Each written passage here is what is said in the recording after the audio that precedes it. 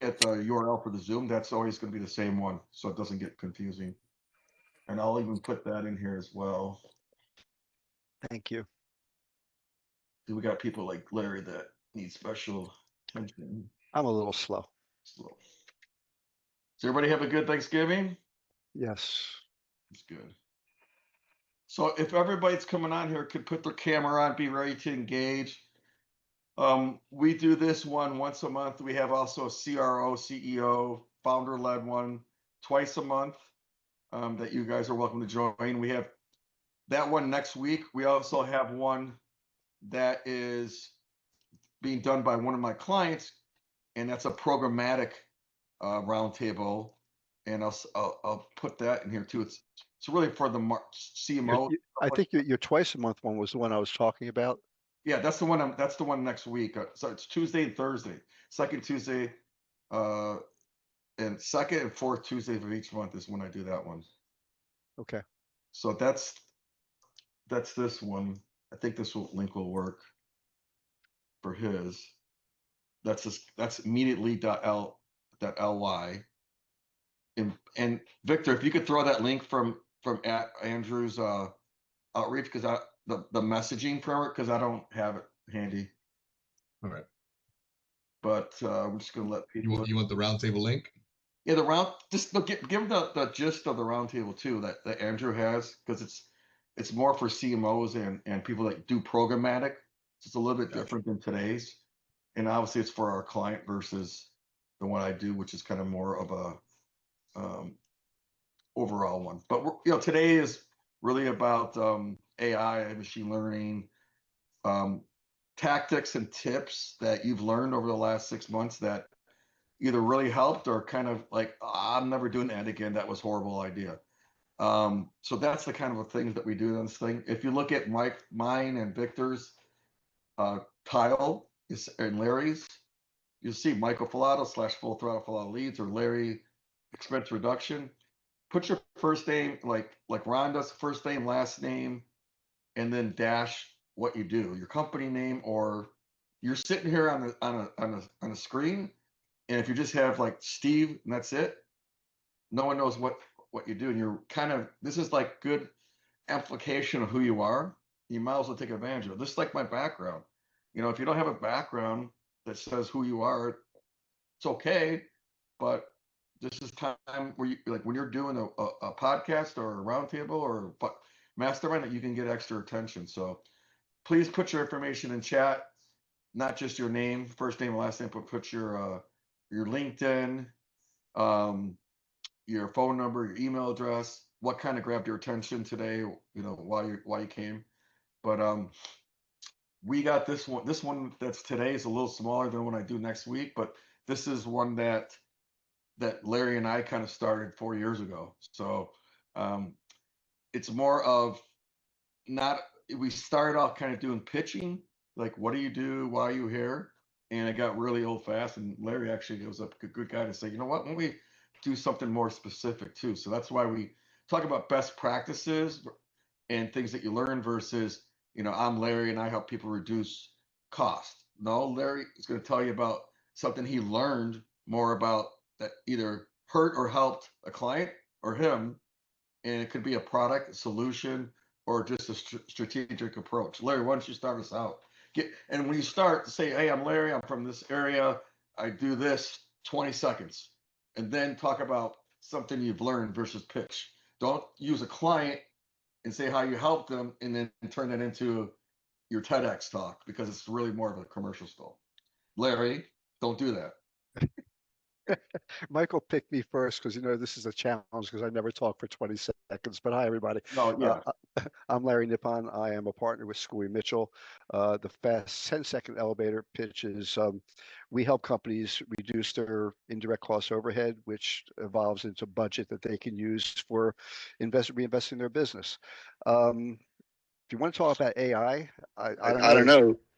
Lately, why am I hearing myself twice, Michael? I don't know. Go mute yourself or and then come back on maybe. That was weird.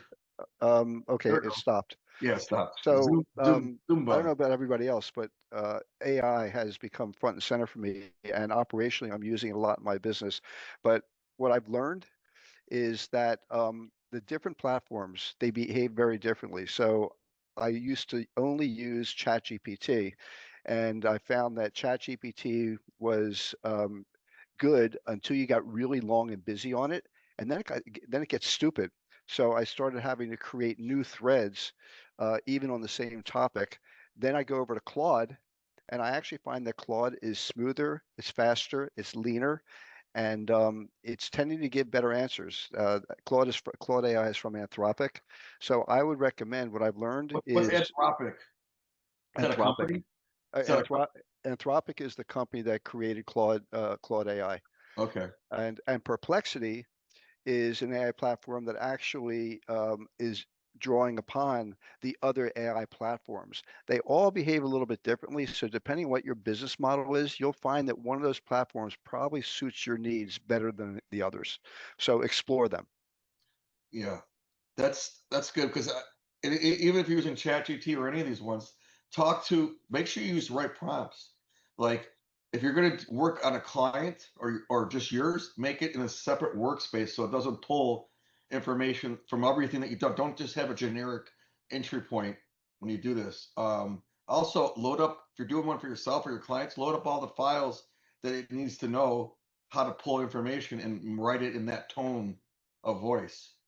But just remember, when you do that, it also goes out, at least in ChatGPT, it goes out to the world. So you gotta make sure that's not shareable too. I'm not as an expert on ChatGPT. Do you know more about that? Where the putting your stuff up there is also leaving it up there for other people, Larry? I don't know a lot about how to protect it or how to silo it. I don't. I think Ray does. So I Ray, would love to hear from people that do, because I'm doing some stuff on there that I would prefer not to yeah, be yeah, shared especially with your the world. financial stuff for your clients. Like take these cost analysis.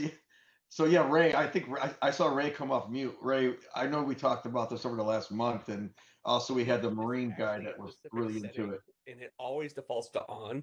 Um, so when you go to ChatGPT, you almost have to go look every single time under your user setting. Um, there's actually a link to turn it off, so that way they can't use your Can you data for show us? future. Is it real easy to find? Can you show us? Because I think this is a good time. I don't realize you don't do screen shit. Did you go? What happened? Though? Did we lose Ray? I'm having trouble with my camera today, so I'm going up and down on you, so I apologize. Yeah, I can see if I can find a link to it. There's yeah, actually a nice little section of how to do it. I'd rather share the link to you if that's okay. yeah. That'd be awesome. Actually, be better. Yeah. Um. So yeah, Ray, do you want to kind of introduce before you do that? Once you introduce what you do and just say what's something you've learned or lost, and that's going to help us be better at our job today. Yes. So I work a lot with AI, but the biggest thing I tell people is really around efficiency. What I've learned recently, working with my clients, is that I'm actually seeing more growth potential. Let me explain this. So, for example, a lot of people talk about using one AI product or another, and I also heard like Perplexity come up. I use Perplexity a lot because it can pull from different engines. And one of the things that a lot of people are starting to do is they're talking about agentic. And agentic is really just running multiple agents at the same time for different use cases that they're more specialized in. One thing I learned is there's actually some program software you can host locally on your PC to help lower your tokenization costs. And that's something I still explore and tell everyone to kind of look into. There's a lot of YouTube videos out there about how to do it for different setups. And that is one of the things I specialize in is that private LLM. I actually designed an LLM product that's very similar to Anthropic, but it's at a small level in my background. So I kind of like to tell people that I really love Anthropic. It's better than what I've designed.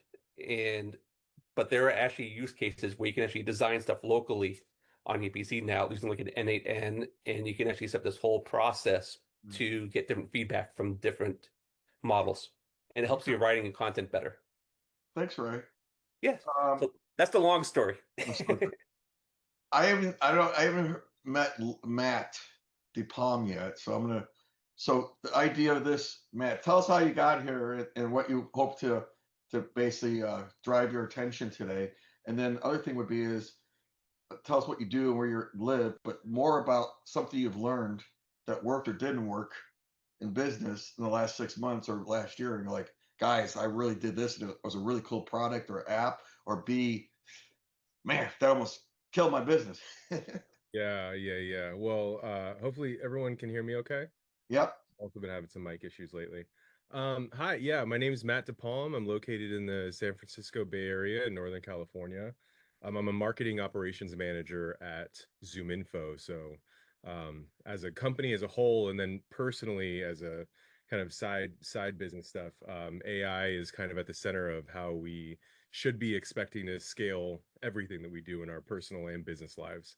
So, I think actually, as soon as I hopped on, Michael, I heard you, or maybe it was Larry, mentioning about how the more you go on with AI, it gets dumber, right? It loses its context, and AI, like many databases, is only as good as the data that we put in. But Yeah. for tokenization reasons, context resets. So I've actually found that, same thing, like breaking down, understanding how to write long tail content with Mhm. AI and starting to break it down by like a general vision about what the content's about, breaking it down into either if it's a book, it's chapters, or if it's a white paper, it's an outline, and then taking it sort of like the smallest chunks you can write with AI, the more successful it will be because the context window is much shorter. And what do And you do, Matt? I'm a marketing operations manager with ZoomInfo. Oh, okay. So, yeah. So ZoomInfo, we're a B2B data company. We own a portfolio of brands. I actually was working for an AI company in San Francisco called Chorus, which Chorus sits on top of Yeah, Zoom. it's like Gong. Yes, it's a competitor with Gong, and so we got acquired by ZoomInfo in 2021. Zoom got Chorus?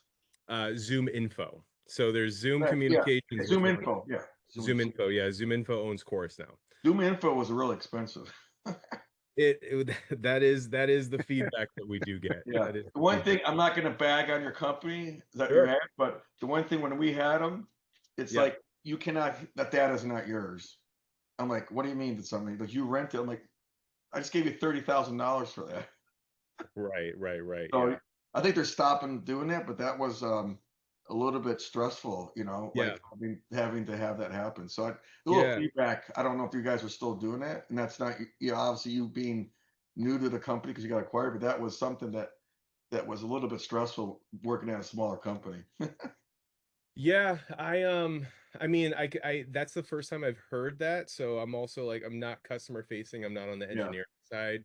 I'm kind of in the middle. Like a lot of my clients are internal, the demand gen team, the customer marketing team, Okay. the Yeah. product. Look up discovery.org, which is I think you guys Discover, yeah. I think they were doing it more. Well, So Yeah, so discover.org acquired ZoomInfo. that's correct. oh, it's the opposite way. Yeah, Yeah. Oh, ZoomInfo was acquired by them. Okay. Correct. So our CEO, Henry Schuck, started Discover.org about 15, 20 years ago. Oh, okay. And then in 2019, Discover.org acquired ZoomInfo, and then through some case studies and through some other studies, realized that ZoomInfo is the brand and the name that resonates better with the market. So Discover.org once acquired ZoomInfo, and then the entire company rebranded as ZoomInfo. I bet you Discover didn't like that. Like Yeah. the hard the guys that started the company, because that Yeah. happened to me too. I was at telemetry and Yeah. JobVite acquired us through a PE, and we changed everybody changed their name to JobVite. I'm like, what the hell?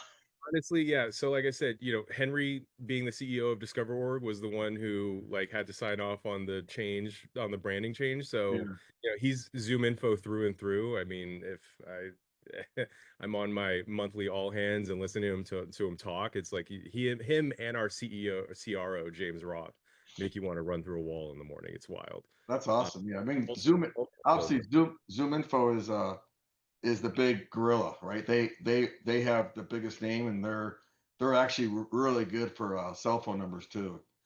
Yeah, that's the kind of feedback I get. So I get both sides. I get, the quality feedback, but then I also have a lot of networks who are independent consultants or smaller businesses, and then the next feedback is, well, it's like really expensive too. Well, So thanks for definitely being something on. like, So thanks for coming on. yeah, thanks for having me. How'd you learn about this particular one today? I cannot remember the name of your rep, but someone did reach out to me via LinkedIn. Oh, his name is Brandon Smith. Reached Yeah, out to me Brent. via LinkedIn. Cool. Ever since the pandemic kind of pushed us indoors, I started working from home since then, and networking has been kind of the center of one of the things I try and do from like a personal branding Yeah. standpoint, getting to meet other folks. So when But all your clients are internal? so when I say my client, so I work for Zoom Info, but a lot of my cross-functional stakeholders are sort of my clients in-house, like I call them. And then outside of that, I do some work with some friends and some other business contacts for like consulting for marketing operations, email marketing, content strategy. But for this, I rarely pass up the opportunity to network with a new group. So Well, if you like, if you look at today's event and the one I do next week, like one of the ways I help build this is take other people's LinkedIn and go, hey, Matt, I don't know how many connections you have, but if you have 20,000, 10,000, 5,000 connections, say, hey, let's drive people from your first connections to this roundtable so that Rhonda, David, Larry, and Victor and Ray could all get everybody's interaction between their contacts. I think Ray, I did it with you, right? Well, but yeah. So yeah, so that's one of the things we do. David, I don't know what you do or your last name even. What do you do? And what drove you here today? Michael, you've been inviting me for a while now, and I thought I'd come and chip in. I'm in Bristol in the UK. Okay. And I do workflow modeling. Okay. So basically, before you make an investment into a big digital automation, my methodology, you draw it out, and then you draw it and you model it before you actually invest in building it.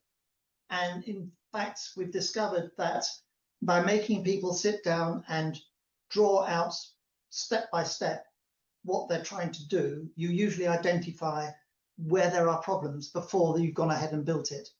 And ironically, I've also discovered that this works with AI, because if you can break down your problem into smaller segments graphically, you can take those segments one at a time and make a much better solution from an AI point of view than trying to do it top level down from the very top. And that's my level of expertise. So we take a graphical description of a workflow, and then we use AI to implement it, and that provides a model that does what you'd like.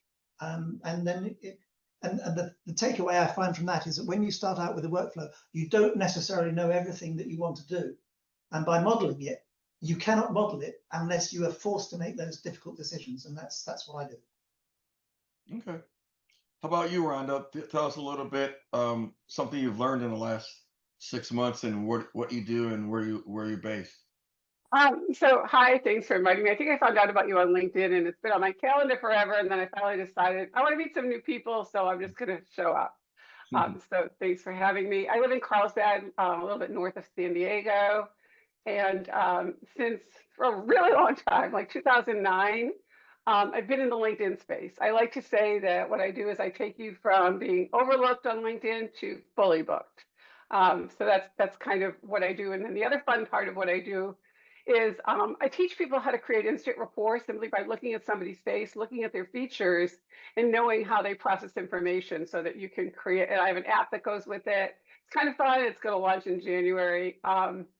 What's really worked for me, and I've tested this for like the last 6 months, is using Dub, which is a video platform. So whenever I have a meeting with somebody, I always send them a Dub video. And I just say, hey, this is Rhonda. No, it's not my avatar. It's really me. I'm not AI. I just wanted to say hi. Thanks for connecting. I'm not in the process of collecting connections. I'm in the process of getting to know them so that I can refer them.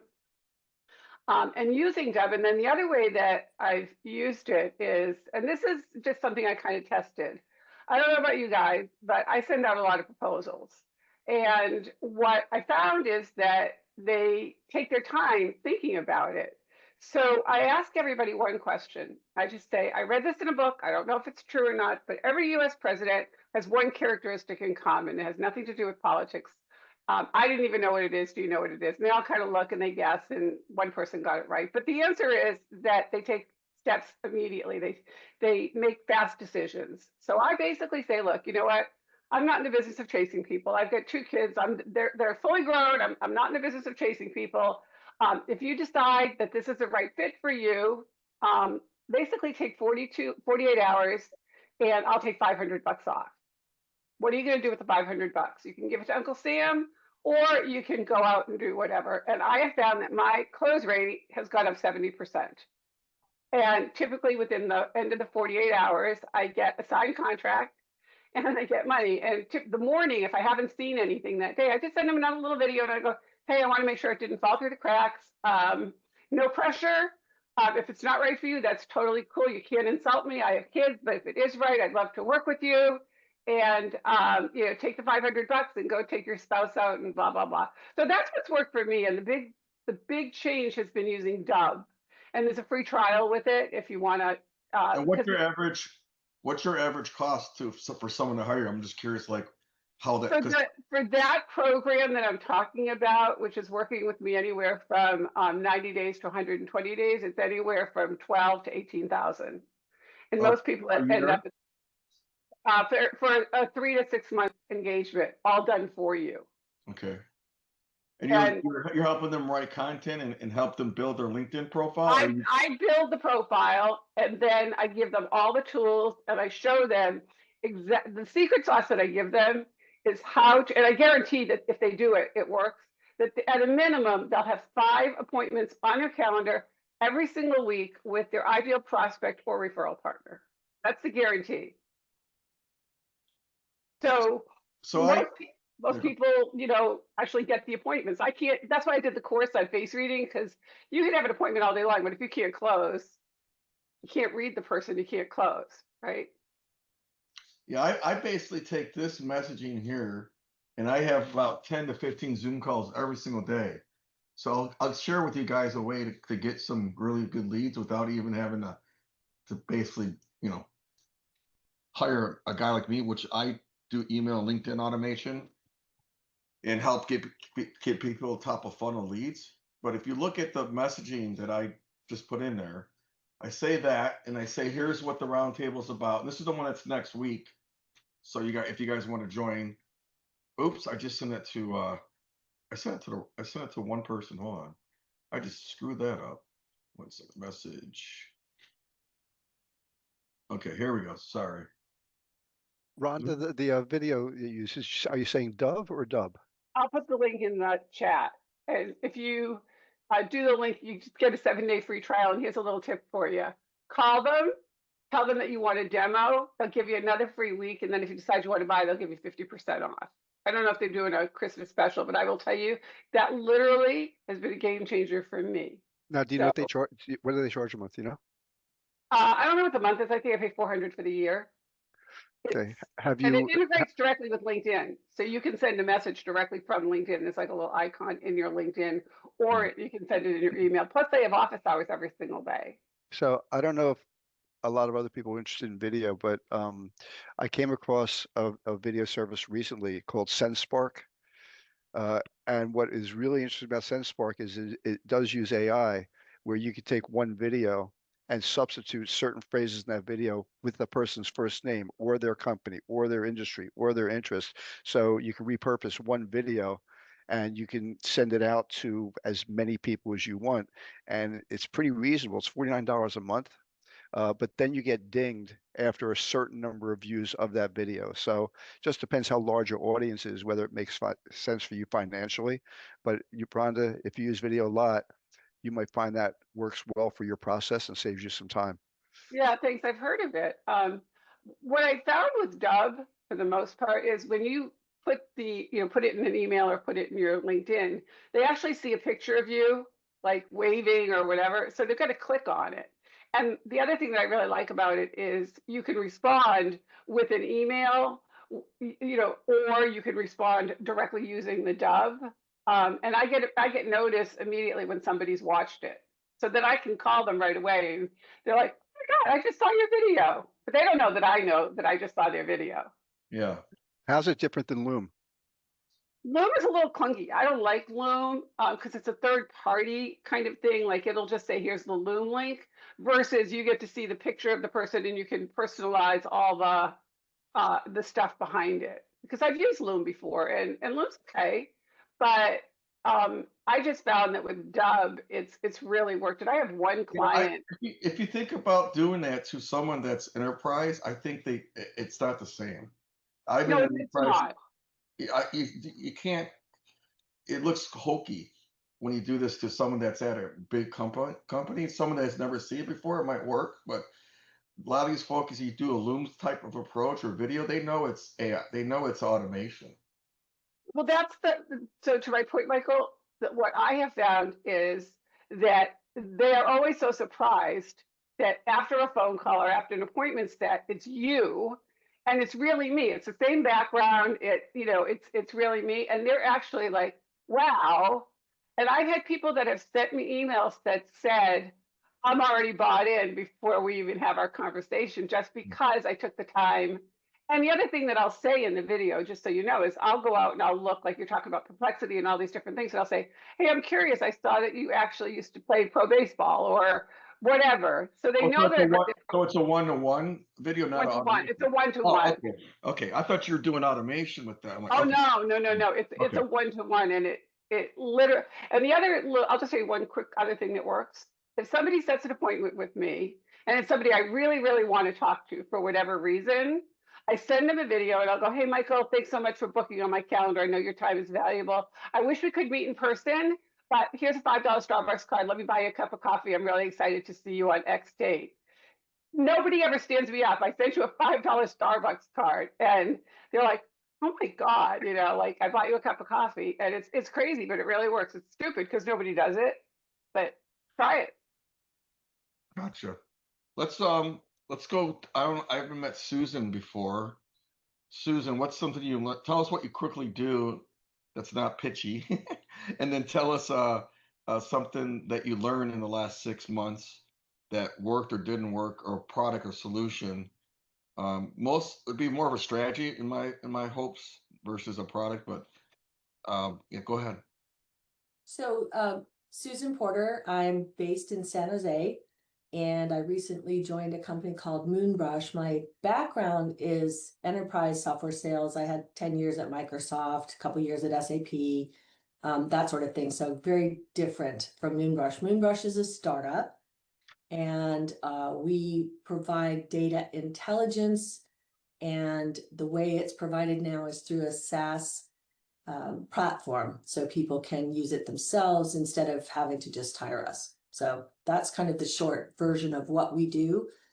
The product has been in development, so I haven't had a lot of opportunity to sell it just yet. We're now capable of being sold and in the market. So what I've started doing is trying to find out kind of what is the secret sauce, what will intrigue people about this, because it's kind of a complicated discussion.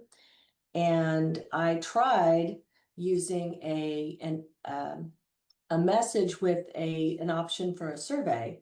I'm sorry, not a survey, a form where they would fill it out and I would send them a sample of a search.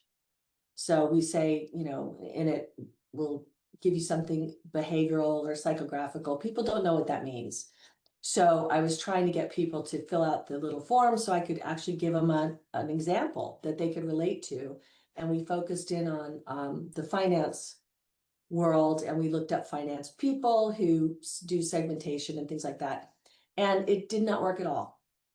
So I believe the reason it didn't work is because people are too wary of clicking on anything in an email. And I did use a Google form to offer that. I use Google form for this type of thing a lot, and it works great. And So, then I switched to Eventbrite, because I have a monthly version of this, and I got tired of trying to manage the email list. So Eventbrite's pretty good too, but if you use a long URL in Google Forms, it's a little too long, and there's a shortened way to do it. But yeah, links. I embedded it. Is that the problem? Maybe What? I embedded it. No, I basically there's a way to shorten the URL inside of Google Forms, so it's not this long. It's this long, and I've gotten 600 signups, 600 on mine. So it might be what you're asking them. Like if you're asking them to give, you're asking for a response to something that they don't have interest in, right? I say, listen, you want to? I'm giving them. Hey, do you want to register for this roundtable to be a special guest? Before that, I need you to book a time with me. So they book a time using my calendar, and they fill out the Google form. And I have 650 people in my form. So it's probably the message and what you're asking. What are you asking them to do again? To answer 8 questions takes about 5 minutes, so that Why should I do that, Susan? Sorry? Why should someone do that? You got to think like this. Because Why, I don't know you. Why should I take the time to fill out a form? To get a list that relates specifically to their business. Yeah, whether you're using me, I know we talked, I think yesterday, the day before. Yeah. I would offer them, say, hey, I'm putting together a roundtable of executives like you that I want you guys to basically talk to each other, and we're to come up with ideas around A, B, and C. And then then in that roundtable you put together, go through those questions. But just think about this: you have not earned the right to ask them that questions or spend time because you don't know them. But if you build a relationship with them, like we are right now, I'm sure any of you guys would take a call with me after me doing this for you and with you to at least say, hey, can you be a sounding board for me? This is a sounding board real time. So turn that message into something that's about them. People want to be heard, they want to talk, and they want you to listen, and they want you to, and then if you can introduce them to Rhonda, Kelly, and Cynthia, that's giving. What you're asking for is an ask right now. I'll let Cynthia kind of chime in here because I think I see her shaking. I see her nodding her head too. I was agreeing with you, Michael. Yeah. Susan, what I have found is that no matter how great your product or service is, I need a dopamine hit within the first 60 seconds. Yeah. And if I don't get that through your content, through your form, through your ask, through anything, I'm off to the next thing. Yep. People say that humans have a low attention span. I don't think so, because they'll sit through a Taylor Swift concert for hours. So the attention span is not the problem. It's the compelling reason for me to engage with you, not a convincing argument, but a compelling argument. Why should I listen to you? What are you giving me? In my experience, that's what's worked. And I've tried, Susan, look at me. I've tried everything except clear loose-side heels and pasties. That I refuse to do, but I've tried everything. No, thank you. I'm taking notes. I'm not looking away. If you don't mind, I'm going to jump in to this point. Also, Kelly, but you, Kelly? It is me. Yes. We can't see you. No, I can see me. You can't. Yeah, but see you're like, I guess we can see your eyeballs. Really? How about that? Better. Yeah. Okay. There. For some reason, I always have to use an external camera. My internal cameras always break. I don't know, kind of the Wicked Witch of the West thing. I don't know. Anyway, okay, is that better? Well, anyway, just to everybody's point here is, Michael, I was very hesitant to click on your link and I went back and I looked at it, and I think it was actually Victor who sent it to me, but I looked at it probably 10 times before I actually clicked on it, because I was so concerned about clicking on a link. At the same time, the reason I ended up doing it was because you were giving me something. Yep. That's I've been doing this long enough that I'm like pitch slapping, asking them to look at your white paper. Can I get 5 minutes of your time to fill out this form? No, I don't know you. I don't care about you. But you gotta earn that relation. Think of personal dating. Some of us haven't dated in a long time, but I'm going back to that life because I'm getting divorced. So I know what's about. You gotta date. You gotta get to know somebody. You got to go out to coffee. Then you can ask them to go on a dinner. Then you can maybe go on a cruise. But if I love bomb you and say, let's go on a cruise because you're beautiful, that's what you're doing when you're pitch slapping, right? Or you're asking them to fill something out. You would not earn that relationship yet. I know I put this in a dating terminology, but it resonates to a lot of people. Like, yeah, when I was young, I wasn't interested, and they were driving me nuts. So that's really what it comes down to is who they're going to ask themselves, who cares? So what? Why are you bugging me? What does this do for me? How does this help me keep my job or help me run my company? And a podcast is a great way of getting people to talk to you. But to me, everybody's doing a podcast and everybody doesn't have audiences. So why would I want to do this? And that's why I do the Roundtable Mastermind, because you guys are all the content and the editors and the content writers. But when you speak, it's not me talking about LinkedIn automation, email automation, and roundtables, which is what I do the whole time. Because you're gonna be like, this guy's just trying to get a lead for me, or is trying to sell me. I'm not gonna get people showing up. Maybe once. I want continuous, and I have 80 people showing up for the one next week because I put a lot of time and effort into that one as well as this one. But if you want people to you gotta look at the messaging that I put out there. I want you to be a special guest of a roundtable, but before that, Susan, can you book some time with me? You did the same thing with me the other day. You booked the time because you got a message. It wasn't pitchy, but I got to know who you were and develop a relationship and possibly work with you in the future. That's a long tail, but you know what? Going, hey, I do lead gen. Let's get on the call. I might catch you at the right time. 90% probably won't, unless I pick intent data from another event that you were going to that's all about go-to-market strategies. And then I can say, well, there's intent there. I might be able to get their information and so forth. So anybody else want to chime in? Cynthia. So we used to do a lot of lead magnets, and they have failed miserably because I think that depending upon your avatar, they could be, in the words of those previous to us, hip to the game. Yeah, they see the somewhat scamish part, right? Yeah. For example, your link, I received it from Nikki, I think. Yeah, Nikki. Yes. Yeah. Yes. So I went to Eventbrite. I signed up. And in her email, it said, click on this link to talk to somebody. I wasn't doing that. So we have to be aware of our avatar, who we're trying to reach, and try multiple things and multiple avenues to get to connect with us. So I love the fact that I could go on Eventbrite, I could register without having to talk to anybody. And that was for me. Others, I've heard, signed up to do a session with you. So I love your omni approach of being able to reach the right people, because not everything works for everybody. And I think as entrepreneurs and as marketers, we have to think about, let's try and see what lands, what converts at the highest, because it's always an experiment, just like our marriages. It was an experiment. I got some data and I'm on to the next experiment, right? Yeah, that's what I'm doing. Yeah, it's all perspective. Yeah, but yeah, you're right. I mean, the reason why I let people into the roundtable without doing the intro discovery call is because I don't really want to talk to everybody. You know, to be honest with you, solopreneurs, I love them, but they're going to be good for referrals, not necessarily always hiring me. If that.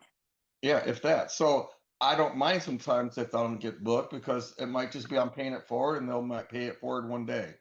But yeah, I put both of them in there, and I even put the Zoom link in there because I don't want to go, hey, here's a Zoom link, and have 15,000 requests for the Zoom link. Like, here, just come and show up. You know, make it easy. Yes. But what you had trepidation about, I'd say 90% of people do book. They do book the one-on-one because they want to see if it's worth their time too. But if that's probably somewhat of a lead magnet, which it is. Yeah. And I give you 15 minutes, just like any movie. 15 minutes, If it's not valuable, I'm out. Yeah, and I saved 50% of my car insurance. What's that commercial, Geico or Geico, whatever? Progressive, they all run together. Yeah. Jim, good to see you again. Why don't you tell people what you learn, who you are? Hey, Michael. It's Cynthia. I don't know if you put your information in chat there, but make sure we know, who you are and what you do and what you're looking to connect with. Go ahead, Jim. Well, thanks, Michael. No, first time here. Interested in hearing the discussion. I always learn so much from everybody else's situations. I've been doing this for 30 years, since 1996, in digital marketing, before anybody ever thought there was digital marketing was a job. But today, in the last year, I used to work for a company called NSI. We had 16 brands in the electrical and HVAC space that I was the director of digital marketing for. So we were constantly running multiple campaigns and all over the place for lead gen and for awareness for our introductions for products into markets. So now in the last year, since the PE gods that owned us got rid of a whole layer of marketing, I jumped into the AI pool and put my scuba gear on and I really dug in deep. And so in the last 90 days, opened 3 different companies, one selling auto parts online and one that we do lead gen, particularly through clay.com. Well, using that. What's something that you could tell us that failed miserably that you or worked really well? And it's not. Two things. Wait. Yeah.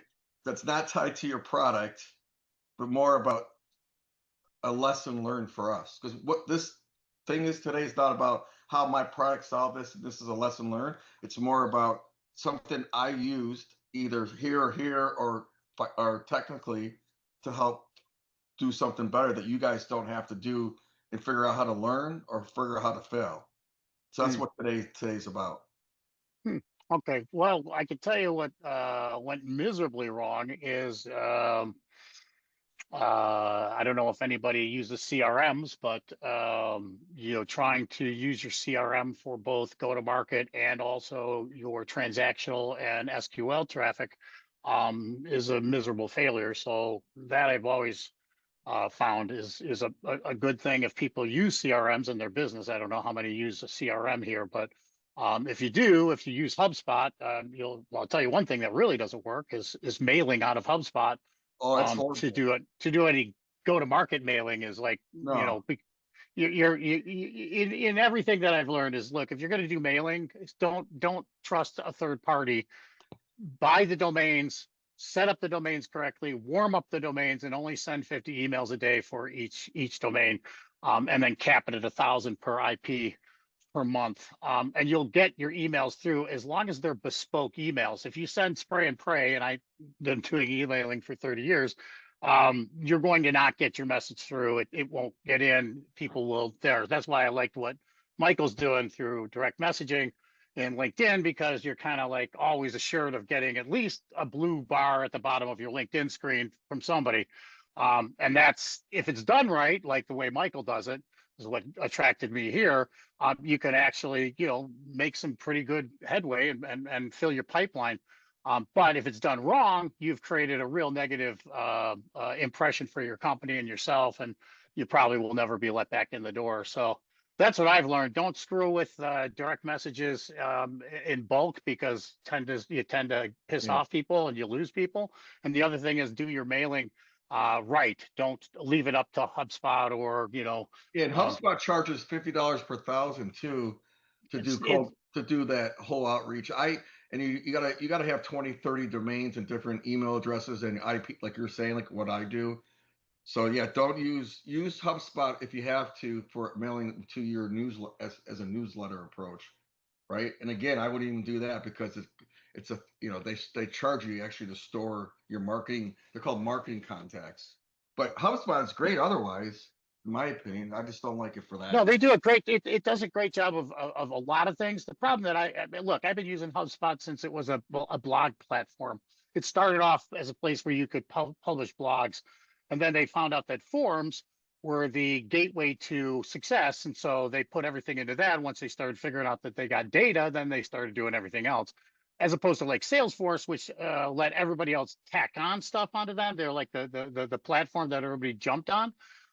Whereas HubSpot wanted to put everything on the platform, so you didn't have to go anywhere else and use Marketo or Eloka or Pardot or anything like that. So the cool thing about HubSpot is that it does do some things very, very well, and that is being able to create audiences and tagging and create cohorts.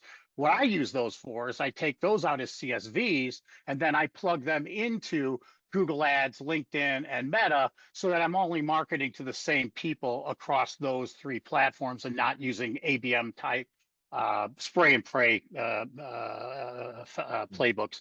Those don't work. I was the biggest fan of ABM. Believe me, I was like the poster boy for ABM. And then when I found out about Save Primer and a few other tools, I said, that's stupid. Why should I pay for programmatic media that 50% to 60% of my ads are going to nobody? I'd rather just go to the people that I want to see my ads. So that's what we found out. Yeah, you could definitely do fast outreach on email and LinkedIn if you do it the right messaging that doesn't get it marked as spam or on LinkedIn or email. You don't have to go slow to get your results, but you got to be specific to get your results. So that means the messaging should make sense and it should be a give, not an ask.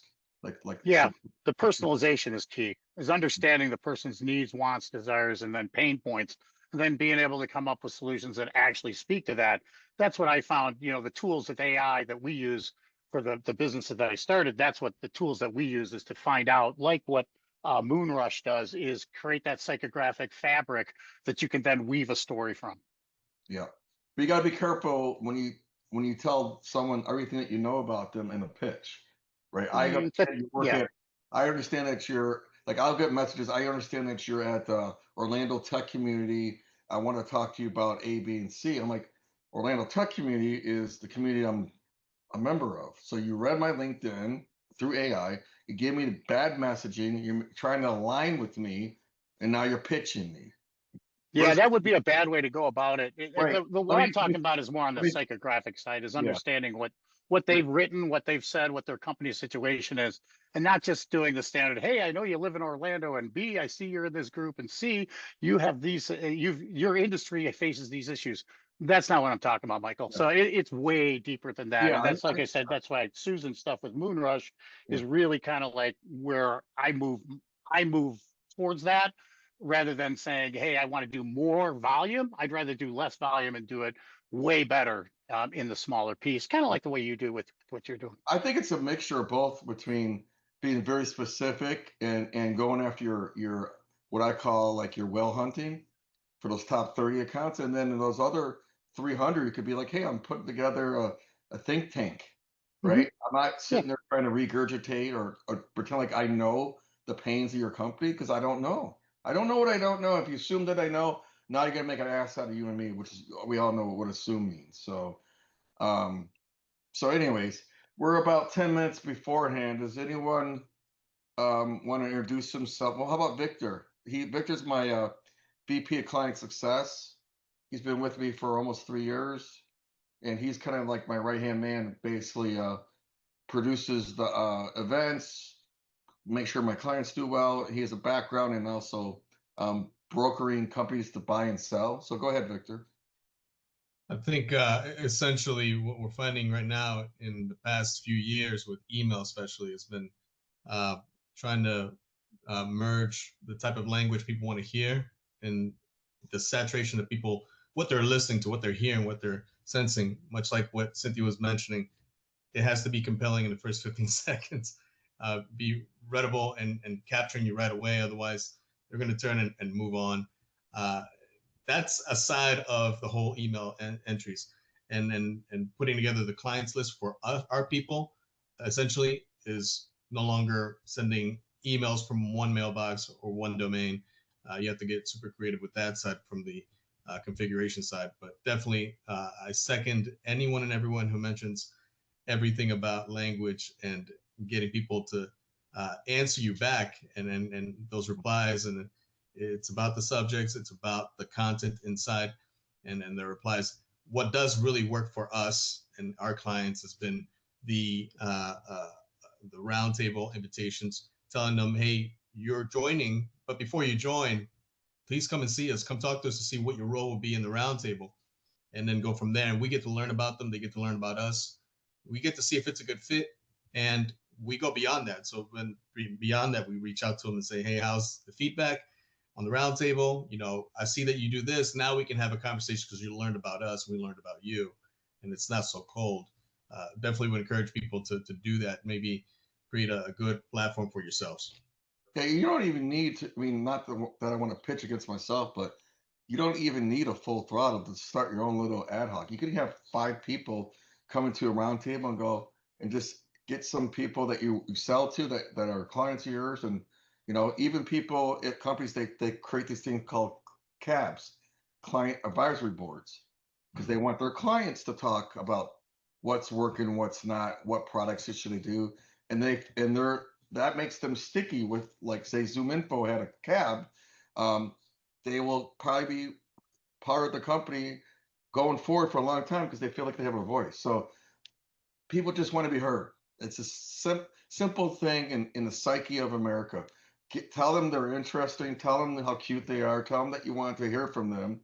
But before I actually totally agree with that. Let's talk. So you're giving them a compliment, and you say, well, let's do a really quick discovery call to see if this is a good fit, and that works. Or the one thing I did, like with the HubSpot conference, is I said, hey, are you going to inbound in September to the conference? And I had 30,000 connections, and I said, I'm going to go after just people in SaaS and sales and marketing. I sent out 4,000 messages, 600 replies, and I had 45 meetings. And I wasn't even going to inbound. So it was amazing. So think about what will get people to engage with you versus, you know, sending out a ask before you earn the right. And if you have connections in your LinkedIn, use them for this roundtable. I could talk to you about how we can make that work and give you like a special mention at the beginning of the call.